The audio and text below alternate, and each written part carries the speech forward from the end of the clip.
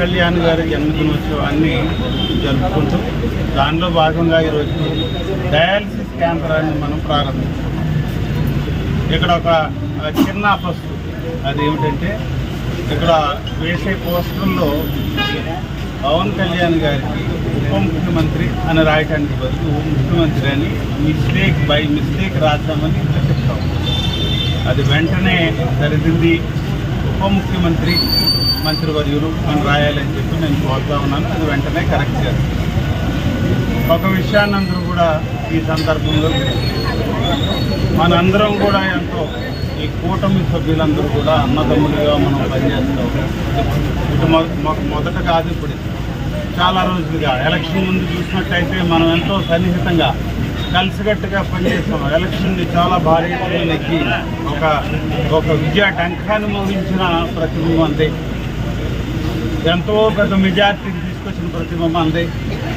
అలాంటి సందర్భంలో ఈ రోజున చిన్న చిన్న మిస్టేక్లు జరుగుతున్నట్టు తప్పనిసరిగా సరిదిద్దుకోవాల్సిన బాధ్యత అన్నదమ్ములుగా మనది.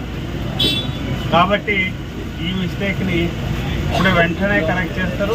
ఇలాంటి ఎప్పుడు కూడా జరగకుండా చూసుకోవాలి. తర్వాత రెండవది, చిన్న చిన్న విషయాల్ని పెద్ద చేయడానికి మన ప్రతిపక్షం ఏదైతే ఉందో వారు విశ్వ ప్రయత్నం చేస్తారు. కాబట్టి కొట్టాల్సిన బాధ్యత మనందరి మీద ఉంది.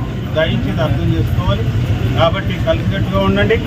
అందరూ కూడా మనం మిత్రులమే, అందరూ కూడా అన్నదమ్ములమే, కలిసి పని చేసుకుంటున్నాం, కలిసి వ్యవహారం చేస్తున్నాం, కలిసి ప్రభుత్వాన్ని పెద్ద అయిన చంద్రబాబు నాయుడు గారి వారి సారథ్యంలో నడుపుకుంటూ ఉన్నాం. వారికి చేదోడు వాదోడుగా మన ఉప ముఖ్యమంత్రి వర్యులు ఈ ప్రభుత్వాన్ని నడుపుతూ ఉన్నారు.